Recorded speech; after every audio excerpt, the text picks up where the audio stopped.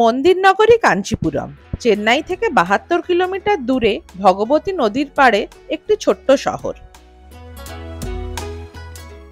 এই জায়গাটি কখনো পল্লব, কখনো চোল, কখনো বিজয়নগরের রাজা, আবার কখনো ব্রিটিশ দ্বারা শাসিত হয়েছে। এই সব রাজাদের শাসনকালে অনেক মন্দির নির্মিত হয়েছে।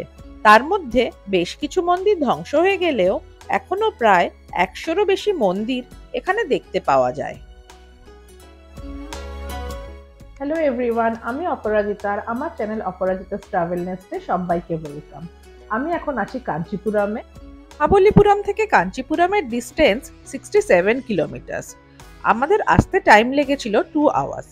রাস্তা মোটামুটি ভালোই ছিল, শুধুমাত্র একটা ফেজ গ্রামের মধ্যে দিয়ে আসতে হয়েছে, তাই রাস্তাটা বেশ ন্যারো ছিল, সেই জন্যে হয়তো একটু বেশি টাইম লেগেছে।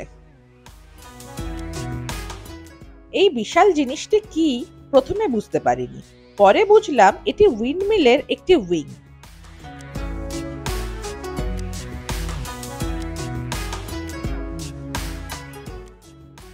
কাঞ্চিপুরমে আমরা ছিলাম হোটেল MM লেগাসিতে। এটি হাইওয়ের একদম পাশেই, very tidy, neat and clean.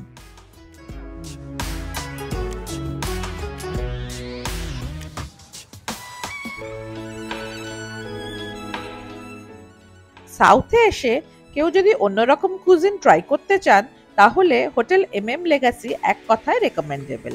আমরা ডিনারে চাইনিজ খেয়েছি আর নেক্সট মর্নিং এ কমপ্লিমেন্টারি ব্রেকফাস্টটাও ছিল ব্যাপক।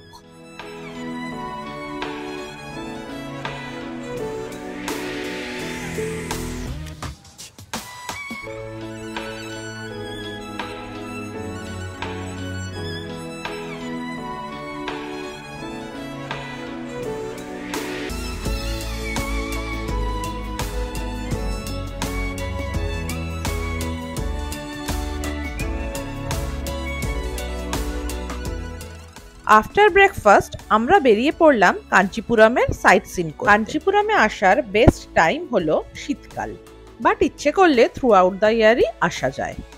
কাঞ্চিপুরম শহরটি একসময় শিবকাঞ্চি, বিষ্ণুকাঞ্চি ও জৈনকাঞ্চি নামে ৩ ধর্মীয় গোষ্ঠীর ৩টি অংশে বিভক্ত ছিল। আমরা ঠিক করেছি এখানকার বিখ্যাত ৪টি মন্দির দর্শন করব। আমরা প্রথমে গেলাম কামাক্ষী আম্মান টেম্পলে।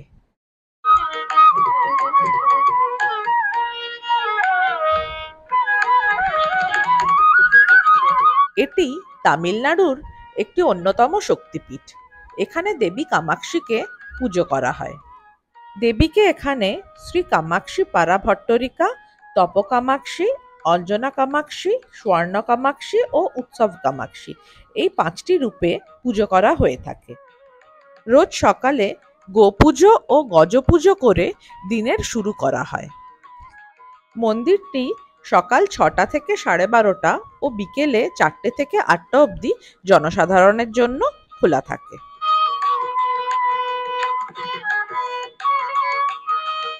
এরপরে গেলাম একাম্বরেশ্বর টেম্পল। এই মন্দিরটিও সকাল 6টা থেকে 12:30 ও বিকেল 4টে থেকে 8:30 অবধি খোলা থাকে। এটি শিবকাঞ্চিতে অবস্থিত শিব মন্দির। এই মন্দিরের চারদিকে 4টি গোপুরম রয়েছে। এটি দক্ষিণ গোপুরম বা মূল প্রবেশপথ। এই গোপুরমটির উচ্চতা 192 ফিট, প্রায় 11 তলার মতো। আমাদের দেশের উঁচু মন্দিরগুলির মধ্যে এটি একটি।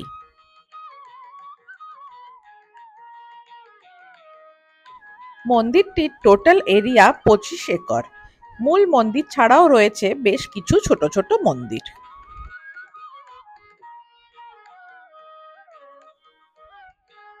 মন্দিরটির নির্মাণ কার্য চোল রাজাদের আমলে 9th সেঞ্চুরিতে তৈরি হলেও বিজয়নগর রাজ্যের রাজারাও মন্দিরটি এক্সপ্যান্ড করেছিলেন। মূল মন্দিরের ঠিক পাশেই রয়েছে একটি বেশ বড় পুকুর।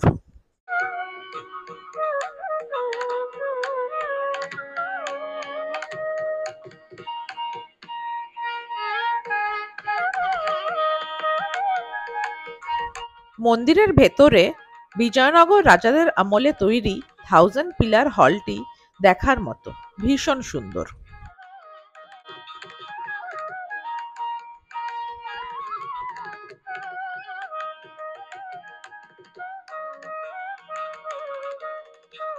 মন্দিরের মধ্যে থাকা এই আম গাছটিকে ভীষণ পবিত্র মানা হয়। কিংবদন্তি অনুসারে দেবী পার্বতী এই আম গাছটির তলায় বসে মহাদেবের ধ্যান করেছিলেন।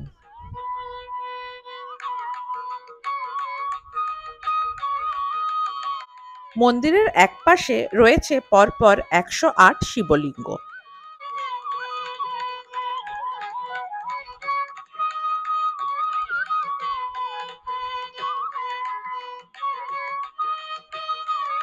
অন্যান্য শিব মন্দিরের মতো মন্দিরের সামনে রয়েছে নন্দী স্ট্যাচু।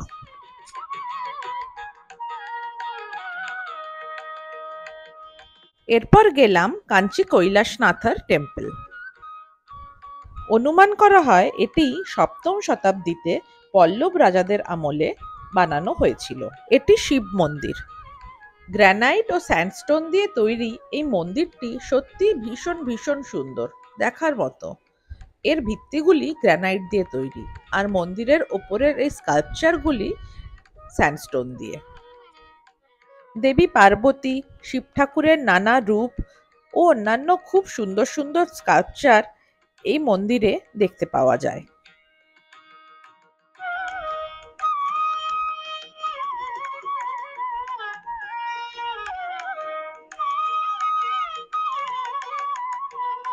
গর্ভগৃহে থাকা শিবলিঙ্গটির এখনো নিত্য পুজো হয়।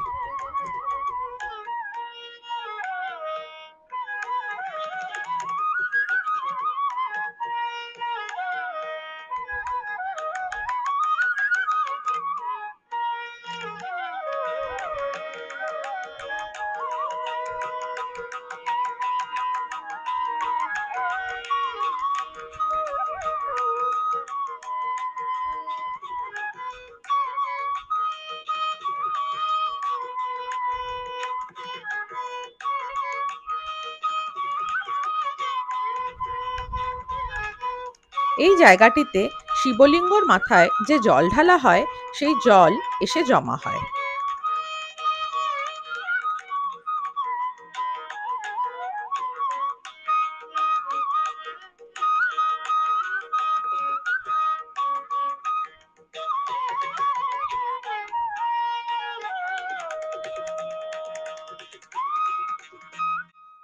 মন্দিরের সামনে রয়েছে খুব সুন্দর লন, আর লনের এক পাশে রয়েছে একটি নন্দী স্ট্যাচু।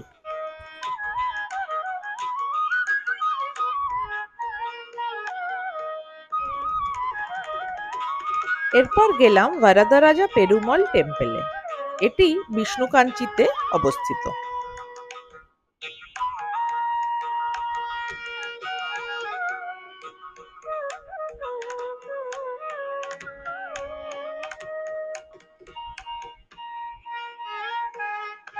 এটি একটি খুব জাগ্রত বিষ্ণু মন্দির।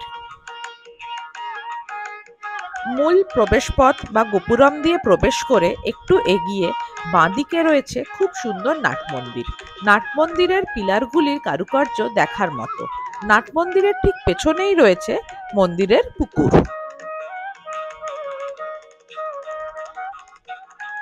পুকুরটির পাশেই রয়েছে মন্দিরের আস্তাবল।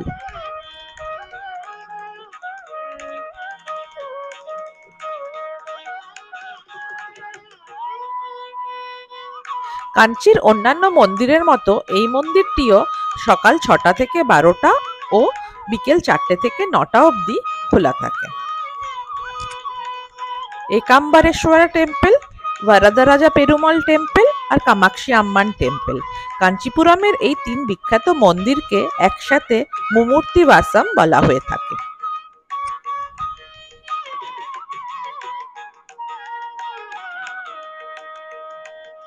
ঝটপট লাঞ্চ সেরে নিলাম, আর তারপরে এগোলাম কাঞ্চিপুরমের আরেক বিখ্যাত জিনিস দেখতে, আর তা হলো কাঞ্জিভারম শাড়ি। আজ এই পর্যন্তই। আমার ভিডিও ভালো লেগে থাকলে please like, comment, share and subscribe. Thanks for watching. Bye bye.